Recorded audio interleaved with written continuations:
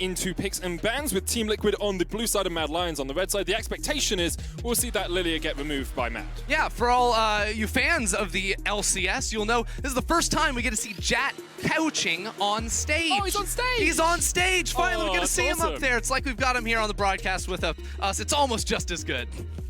Hi, yeah, it's close. I'm pretty happy having you by my side for Yeah, these games, yeah. I'll be honest here. And Kalista taken away from Tactical. We saw him pop off on that versus FlyQuest during the playoffs. Was able to hold out a game even though Team Liquid ended up losing that series. Yeah, so last game we saw PSG willing to leave open the Lilia. Yep. Lilia got its first loss of the tournament. Do Mad Lions want to do the same? Because Mad Lions, especially at the start of LEC Summer, were known as the anti-meta team. You know, when Vars was so insanely broken in bot lane, they were the ones that would leave it up and find these really hard dive compositions. They would always have a good strategy coming in, and I think having a break before Worlds, this type of team can come in with some very niche strategies. And you actually see Team Liquid being the first team to ban it on the blue side. Broxah's only played it once, they lost on it. Broxah, of course, has other pocket picks. The Lee Sin is going to be so contested between these two junglers.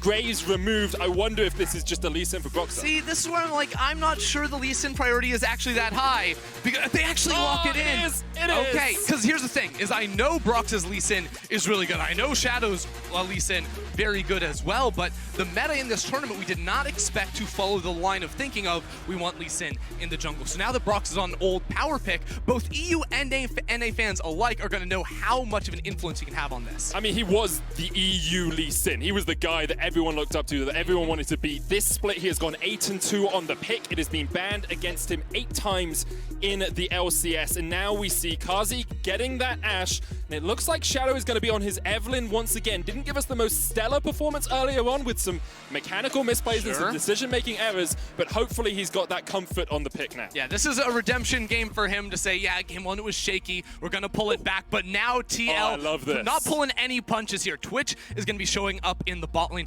and Core JJ, the huge playmaker for Team Liquid, is going to have that Rakan. I love seeing more of this pick splashing up the meta here at Worlds. Especially alongside of Twitch, because Twitch goes invis, gets towards the enemy backline, and you jump on him, and as a Rakan, you have this express highway. You are zooming along onto the enemy backline, and it's so easy for you to catch people out.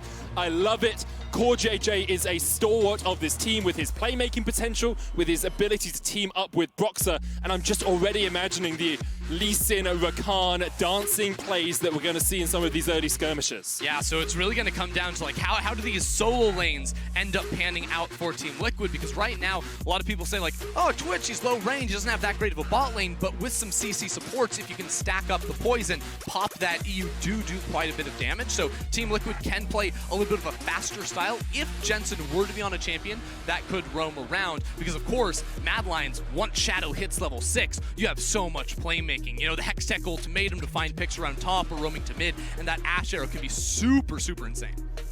And now we get on into the second part of picks and bans. Shen removed by the Mad Lions. That was one of Impact's power picks throughout the regular season. Set taken away by Team Liquid. Wouldn't be surprised if we see Twisted Fate removed here by Mad, unless they want to pick it, because Jensen has been so good at roaming around the map on that TF. Of course, you could get rid of the Mordekaiser as well, which is one of Impact's signature picks. Yeah, he definitely loves that one for himself. So I think that Mad Lions are a really interesting team, because a lot of times you would say, okay, coming out of here, they already picked their top laner. Obviously, you pick support and hold counter pick for that mid lane, especially because you do see Rakan. But Mad Lions are a team, you know, that really invented at least the Sen of Wukong in Europe. They're the first ones to bring that out. So I'm curious if Kaiser has something else up his sleeve.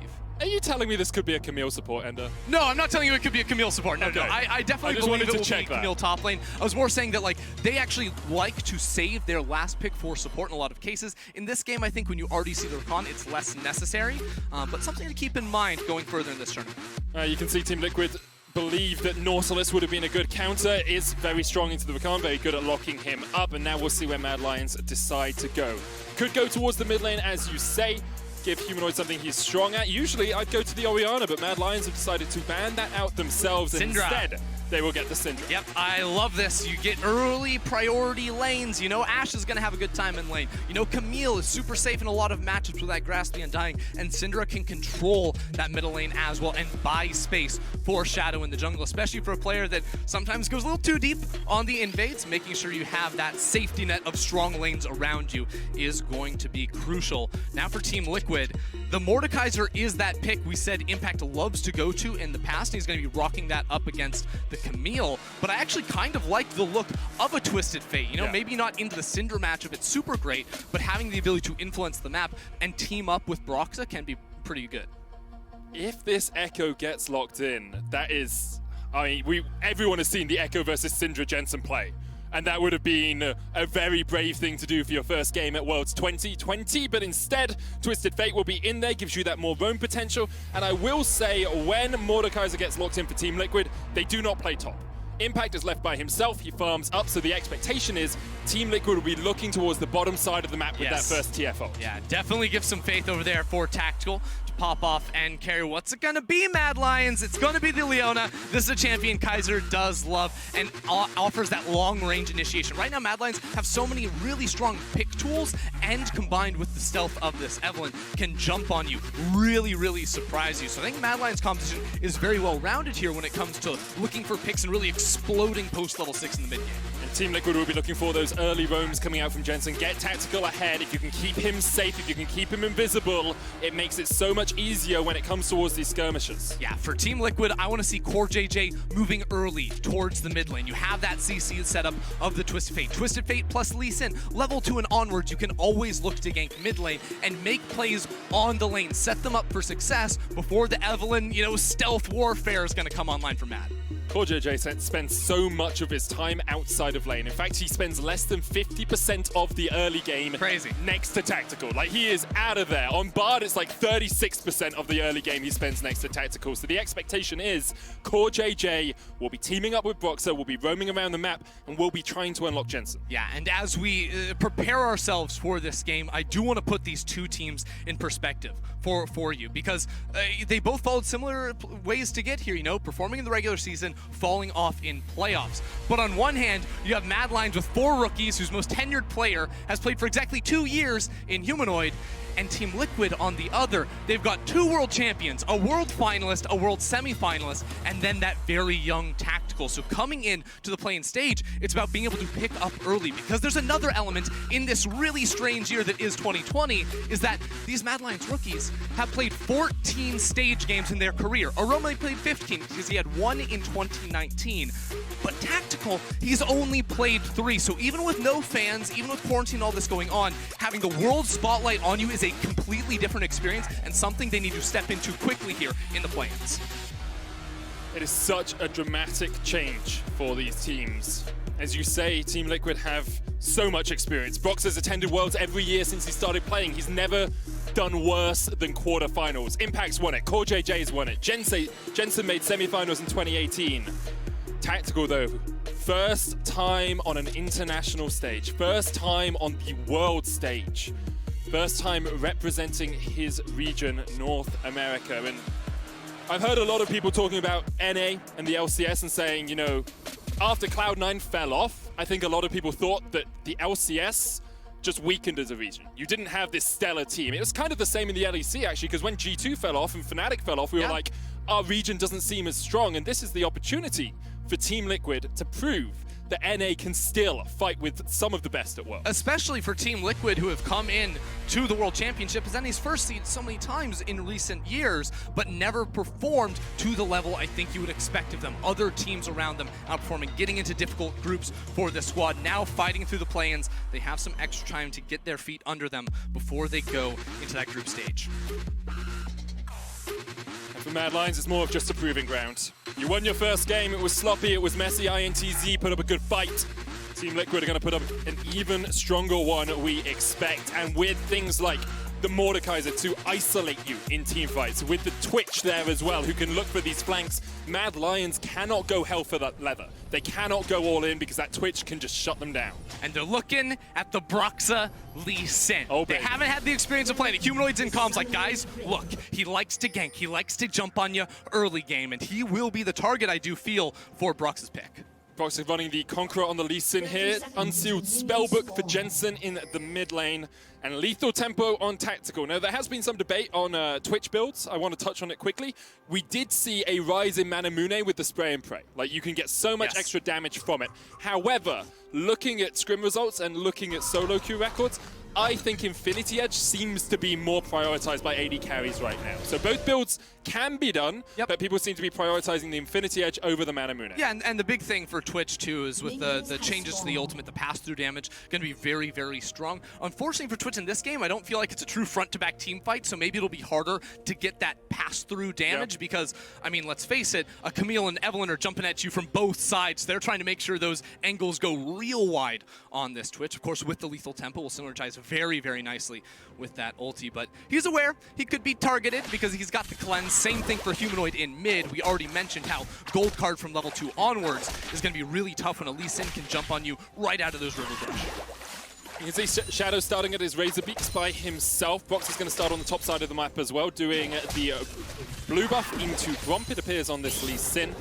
Opens him up just that little bit to look for a gank, but both junglers are pathing it down towards the bottom lane. And historically, this has been how Team Liquid have played when Impact is on the tank Mordekaiser build, and also how Mad Lions have played when Arome is in the game. He is a weak side jungler the majority of the time. Yeah, you know, Mad Lions spent a lot of the summer saying, hey, Arome can carry, and he did have some standout performances. I don't want to get you wrong on that, but the focal point of the team is usually going to be around the bot side and the mid lane.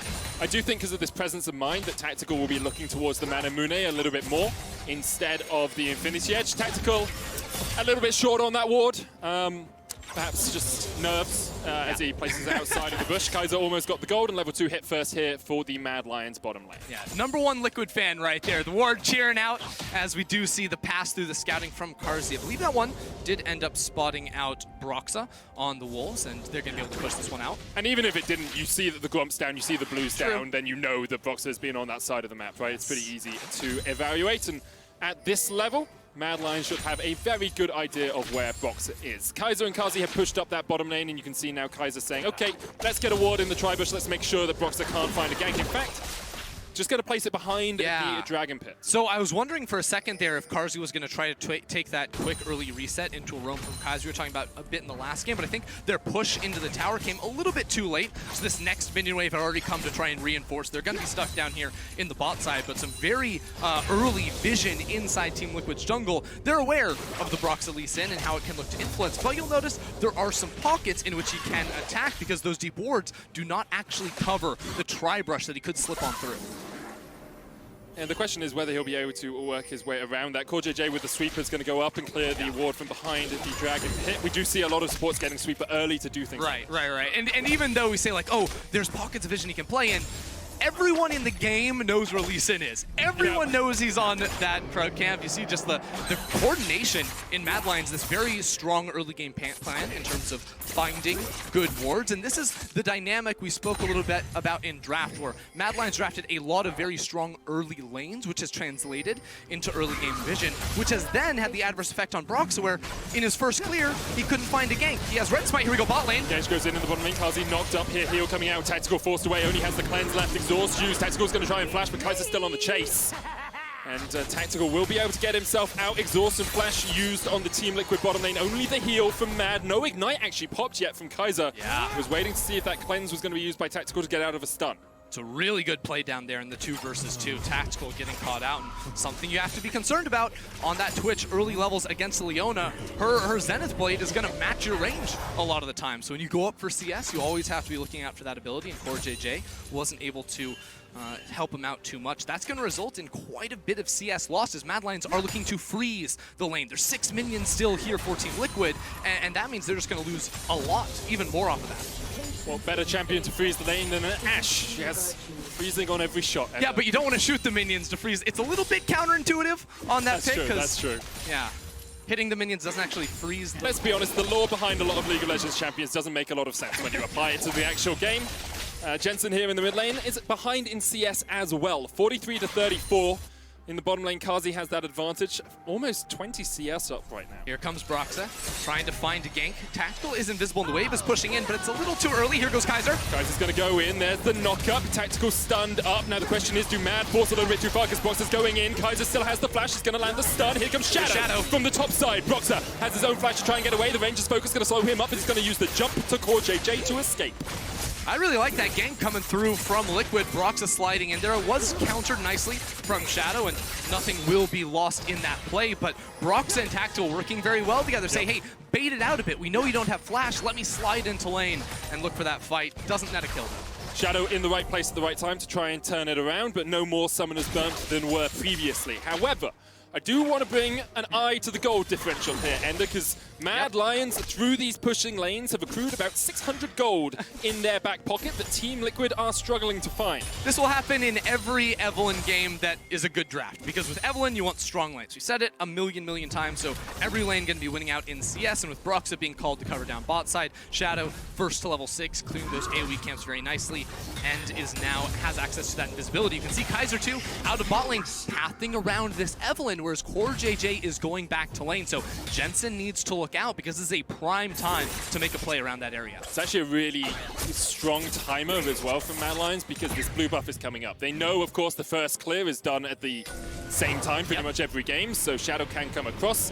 Jensen's going to try and get away. And that's just messed up, dude. Yeah, I mean, it's smart from Kaiser to stop the back there from Jensen. He does have teleport, so he should be able to get back into the lane, but it gives Shadow just that little bit more time to make sure he can steal away this blue buff, and now Broxah is well in arrears. Yeah, it's something, if you haven't followed LEC closely, Shadow is known as a jungler that loves to invade camps and steal them away. Sometimes to a fault. We saw in playoffs not really working with the rest of his team and him getting caught out on camps, but there was very clear we want to attack the blue buff on the respawn timer, moving Kaiser to that top side as well. A much better, a much more well thought out and planned look from Shadow to make that happen. But now for TL, Jensen has level 6. Broxah has access to the kick too. Like, I'm waiting to see them make a play because if it doesn't come, it could be tough. Oh, it looked like Broxah is trying to sneak in here in the top lane. Arome used the hook shot to get himself away. Shadow is shadowing Arome in the top lane as well. Here's the problem with waiting until level 6, ganking with Lee Sin, is now, unless you know where Evelynn is going to be, her counter gank, her attack is going to be stronger than yours. I think with Red Smite right now, Broxah might have a solid window to make a play, but once Shadow finishes off the Runic Echoes, that matchup is going to swing wildly in his favor. Broxah's trying to get the Rift Herald here as they did spot Shadow doing the Krugs. Broxah is just that little bit behind in terms of experience, about a level in the end deficit right now, but he should be able to secure the Rift Herald. Although Arome is on his way across, you can see CoreJJ actually roaming away from the bottom lane as well. He's already in the mid lane. Humanoid will join the party, but Mad Lions very willing to give this one up. Sacrifice the first Rift Herald and try and get some pressure elsewhere on the map. Can Mad Lions set up a pick on the Tactical? Tactical getting a lot of respect, just farming underneath the tower for the time being, as Carzzy did tick over to level 6. But remember, Tactical is rocking the cleanse, and his flash will be up very soon. So Mad Lions have not been able to punish Tactical losing that flash very early on in the laning phase, so that slight misstep is not actually going to come back to bite them. And Tactical actually does a really good job when CoreJJ is out of lane. Like, he averages the third most gold at 10 minutes out of all AD carries in the LCS. He's usually ahead in CSD at 10 minutes as well. Here, he's struggling a little bit, but he's very good at sitting back, absorbing pressure, and letting CoreJJ get out of the lane. Yeah, and I want to see CoreJJ get out of the lane. I want to see TL make some more plays here because one thing that's so beautiful in their composition, a combination I absolutely love, is Twisted Fate plus Mordekaiser. Because Mordekaiser ult is effectively a giant snare, and then popping out of the snare, all of a sudden, Jensen with his Destiny Gate can show up. So there's some very easy setup to try and punish Arome. And the bonus is Jensen would be able to spot out wherever Shadow is on the map too with the ultimate, so they could call off the play if it was going to be countered out. That's something I'm missing a bit here too, because with all the deep vision Mad Lions have had, Broxah has tried to sneak into a lane a couple of times, but hasn't been able to actually find his mark on a game. As you say, it's all about that early vision control that Mad Lions did acquire. CoreJJ has now hit 6, has the quickness. Tactical look at the ambush, but won't go in. Carzzy still with the flash heal available, makes it very hard to target him, and now Shadow working his way towards the mid lane for what is pretty much his first gank of the game if he finds Jensen. He He's already got the Runic Echoes finished. Jensen, the charm is available here for Shadow. He lands it, and Shadow's going to put a lot of damage down with the Hate Spikes. Won't dive back with the last embrace. Okay. But Jensen's just getting bullied. First it was Kaiser running mid lane, stopping the recall, then Shadow's like, I'm gonna chunk you for 50%. Here we go. Zenith Blade used here in the bottom lane. The Battle Dart's gonna come out. There's the quickness as well in the spray. Jensen on the way. Huge amount of damage. Jensen's on his way with the Destiny. The Solar Flare coming down. CoreJJ's gonna be the first to fall, but Kazi and Kaiser are short to follow after. The first Destiny finds its mark, and Team Liquid take 2. Way too much for Mad Lions down in the bottom lane. They go all in, but Shadow just showed himself in mid lane. Jensen's calling that. He pops the ult. He says, this Evelynn not coming down, but we find that kill very, very well, and Tactical survives, which is huge because he's not going to be denied any CS either. Humanoid will be able to get a plate and a half in the mid lane, but Jensen back here with a kill, sitting about 20 CS down. Very good first roam from him on this Twisted Fate. And we said it in draft, you know, that's what we expected. They should go towards the bottom lane. Tactical did a really good job of not even having to use summoners in that bot lane fight. Oh, in fact, Core could be in a bit of trouble here with Shadow and Kaiser in the way. Kaiser doesn't have It's good game sense. Obviously, Humanoid really pushing the mid wave gives it away a little bit, but CoreJJ autos twice like, oh, I smell something going on here, and he's going to be able to back away, no problem. As the game sense that comes from having so much experience on the international stage. Mad Lions might look to start up the Dragon. They will. There was control wall just put in the back of the pit by Boxer, but it looks like Boxer is willing to give this one up. Yeah, it's good map play, right? Jensen just reset, and Arome is sacking a wave in top lane to walk down towards mid, either look for the gank or transition that into Dragon pressure. Mad Lions was able to pick that one up all right, but I do want to point out the most value boots purchase of all time just came through from Jensen with the Mercury Treads, because he's against double AP, mid and jungle.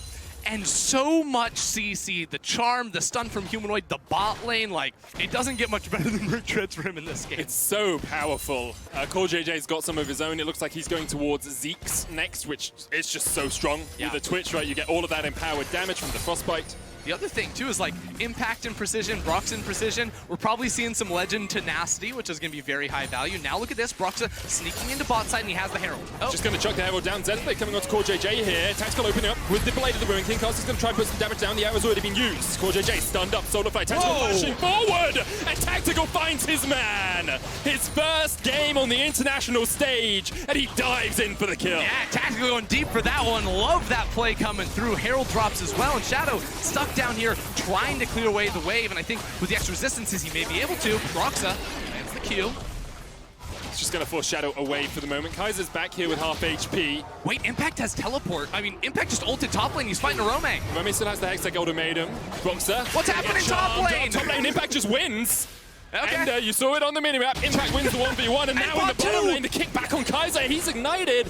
Ticking, so he's burning away, ticking away. Broxa taken out by Kaiser as well. We're jumping all over the map as the action starts to explode. Yeah, things getting a little crazy here. Impact took the 1v1. I don't know if like Arome was trying to TP down. His TP's on cooldown, so I don't think that was it necessarily. But then Broxa pulling the trigger, getting a little of that Lee Sin going in there. Mind telling me yes. Or my body's telling me yes, mind's telling me no. And no was the answer. No. No was the answer. Don't do it. Broxa, of course, has a lot of experience on this Lee Sin. We'll have another look at the top lane, because Impact is just an incredibly strong Mordekaiser player. Impact just gets a good E right there. When does he pop the ulti? Oh, that's beautiful. Yeah, I do like that a lot. So as soon as Arome commits the CC ability, the damage ability right there, and the E pop the arcs, you know he's trying to run away, and then he's just sort of stuck down here, follows the flash, and gets him. And Broxa just diving a little bit too deep here. Gets the kick. You can see the poison burning away, but Broxa, the tower aggro juggling means he takes more damage. Yeah, and the longer it's shooting you, the more damage it's going to be dealing on that tower, really ramping up. Looks like Broxa finally cleared the control ward. Shadow placed last time he invaded that blue buff, so good value on that one. But things need to calm down a bit for both teams, because whereas Mad Lions had a good gold lead coming out of a lot of the laning phase, after those repeat fights in top lane and bot lane, TL have now managed to even it up. And a lot of that gold is sitting on Tactical. 2-0-1 on the Twitch. Blade of the Ruin can complete. He's got a bounty on his head. and Mad Lions will be looking to get that as soon as they can.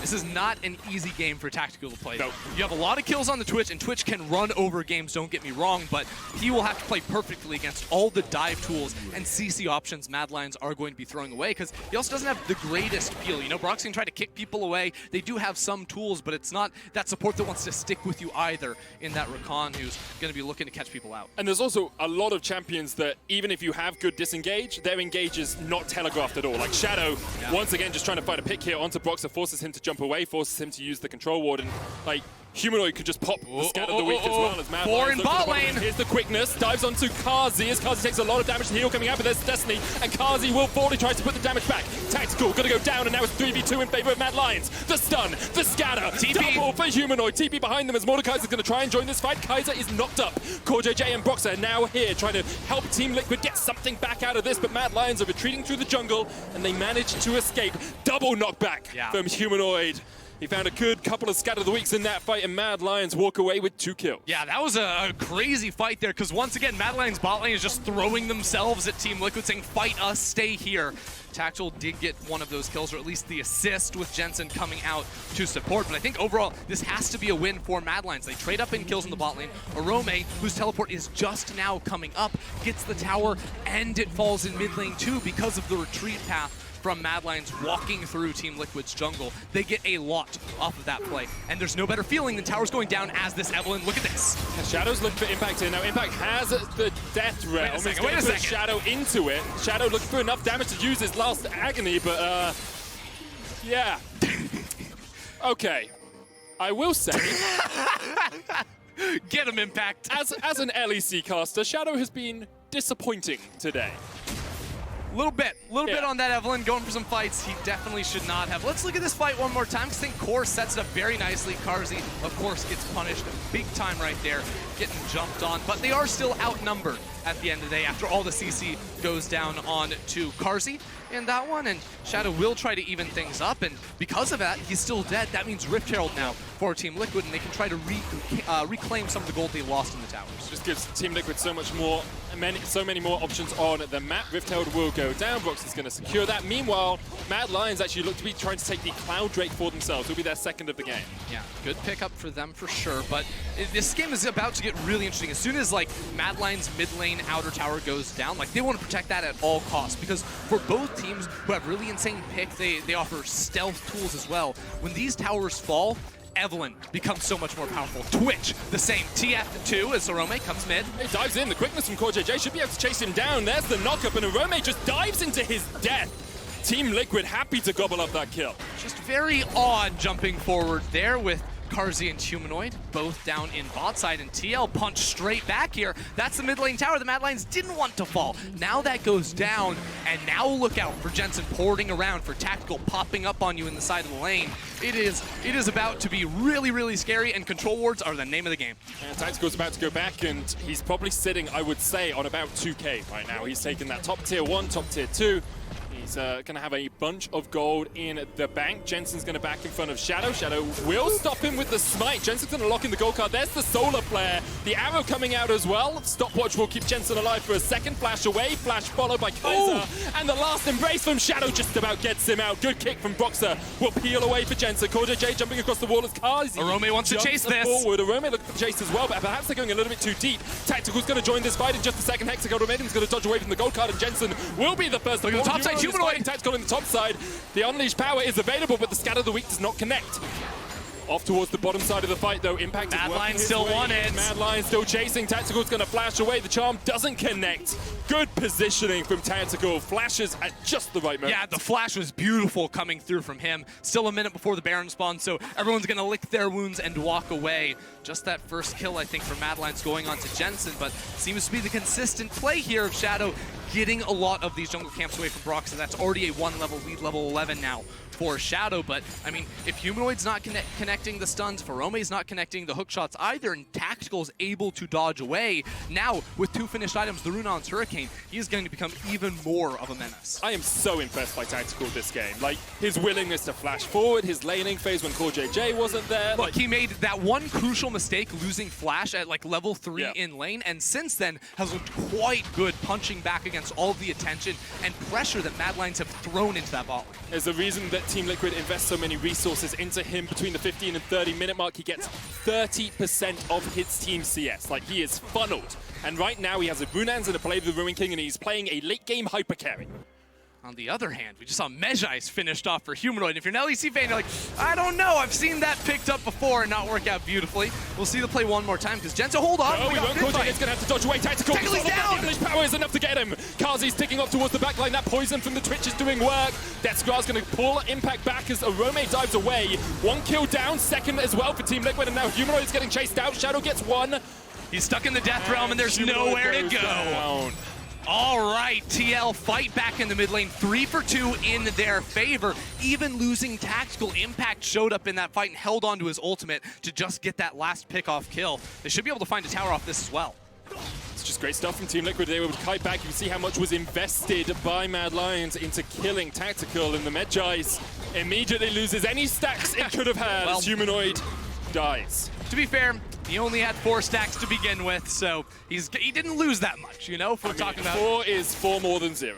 That is true. Yeah. We'll see if he can pull it back. Of course, had a pretty good start to this game, a lot of kills on that champion, but really punched in the last fight. Do want to highlight Team Liquid now extending their gold lead 2,000 gold ahead, and we'll have a look at how this fight began. Because I think TL are the ones to start. Both teams really looking for it here, jumping on towards Carzzy. But Tactical on the backside is going to get hugely punished. Humanoid and Kaiser unloading everything onto him, but they take so much damage in the process. Impact is a beast. He cannot be killed. Mad Lions, without an AD carry, really alive. Carzzy was so low they couldn't turn onto him, and Humanoid stuck in the Death Realm will not be able to contest this Mordekaiser 1v1.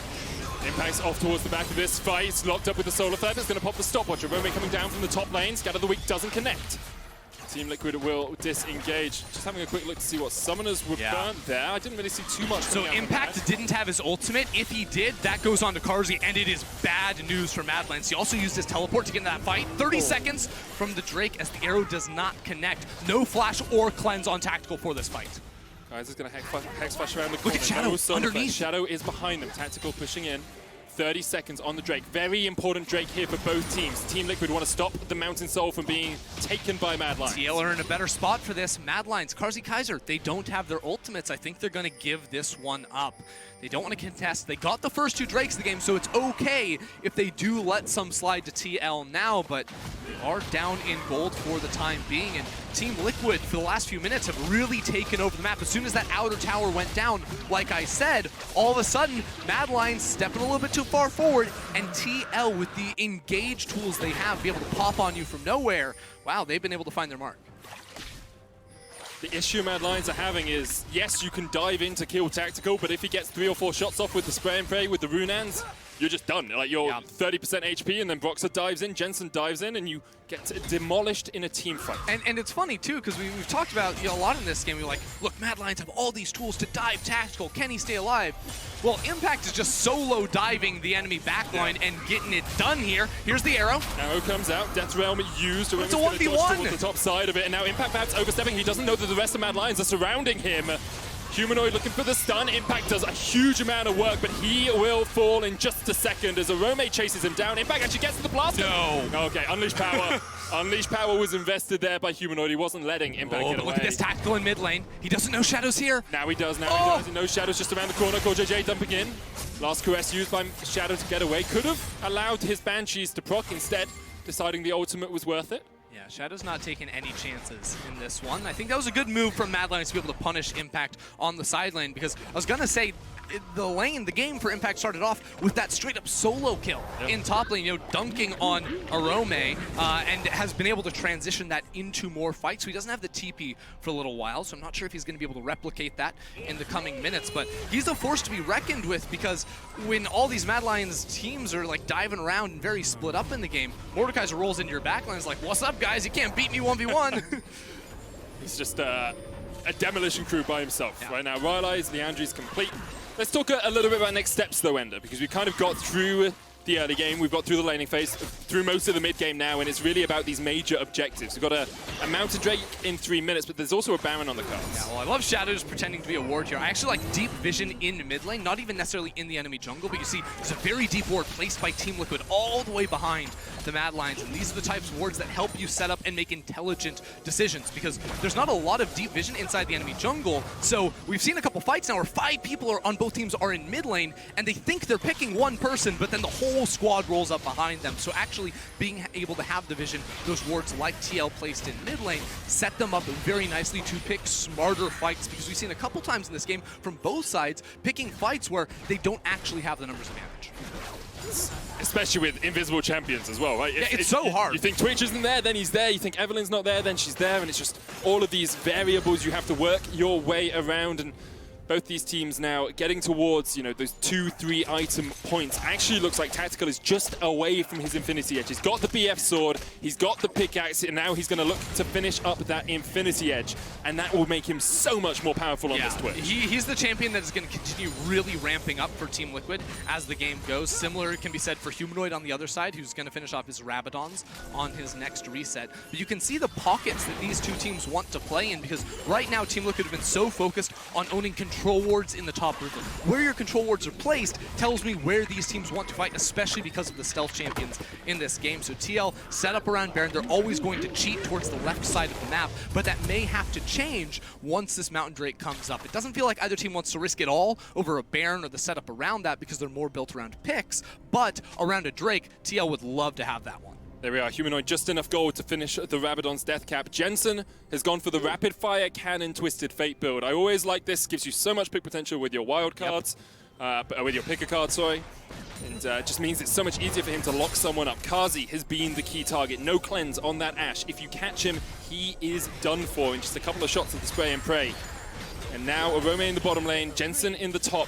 Both teams trying to get these side lanes in a good position before this Mountain Drake spawns. Yeah, Team Liquid doing a very good job of escorting Tactical around. You can see CoreJJ sort of walking into the river saying, come and fight me, Shadow, you're not going to try to assassinate me. Impact also there to help clear away those minions and be a body to protect against Shadow. But Shadow getting very, very deep now, taking the chance, risking that there aren't control wards in the jungle to spot him. How he knows the placement of that one around the red buff, but he's trying to find a really deep angle. But he can't come around that wall to his left because the mid lane tower, that'll spot him. Oh, he's going for it though.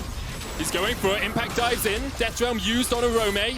Shadow's in the right position here. Does have the flash if he wants to dive forward. Mad Lions continuing just to push Team Liquid back. Impact arrow comes out. CoreJJ stunned through the quickness. Zenith Blade going out as Kazi flashes away from the quickness on the back line. Shadow diving in. They're trying to get Impact. They're trying to get CoreJJ. They've got one. Impact able to flash away. Tactical opening up with the spray and pray. And look at what the Rack can do. 2 quick kills to Team Liquid. And Mad Lions have to walk away. Jensen's still looking for it. Destiny in over on the side. He has the Ghost to try and chase them down. Mad Lions, they're in trouble. Gold card locked onto Kaiser. The wildcards come out and Boxer takes the kill. Next up on the menu is Jensen for Arome. He answers with 1, but it's the 3v2 in favor of Team Liquid, and Boxer still hits the kick. Sonic Wave has landed. Arome retreats away.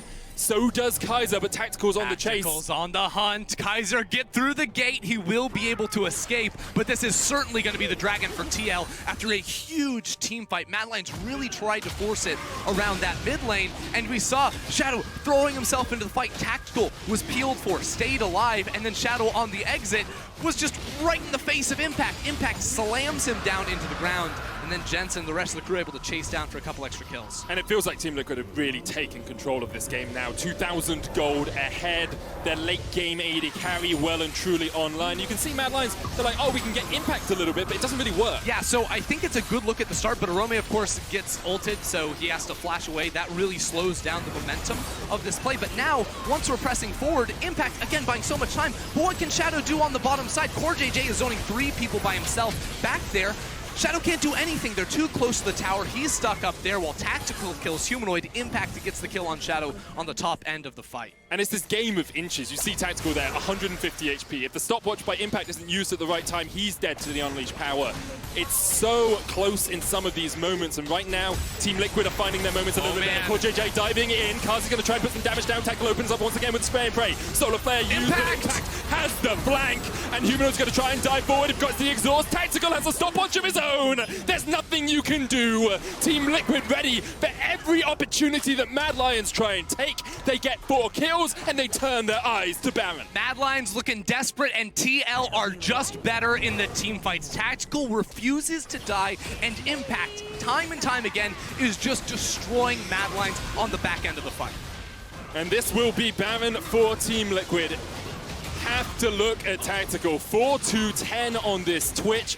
The stopwatch, a work of genius there. As you can see, Humanoid invests the cleanse, invests the flash, invests everything in trying to get on towards the Twitch, and he just can't do enough. Because, I mean, Humanoid, with the rest of his team struggling, has been trying to do everything, and he has no time for it. Jensen goes in, but of course, with the Banshee Veil, Jensen will not be able to find that gold card. But, I mean, Humanoid, he went for the Mejai's. That hasn't panned out. The fight before the one we just saw, Impact used the Zhonya's Hourglass. This fight, it's the stopwatch on Twitch. He just can't do anything when those cooldowns are up and ready to go. And we missed the start of this fight, so I'm really curious what happened. It's, of course, the arrow that doesn't connect onto Tactical.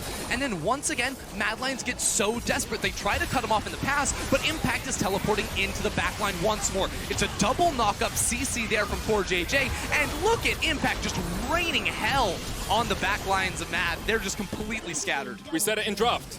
Don't give Broxah his Lee Sin.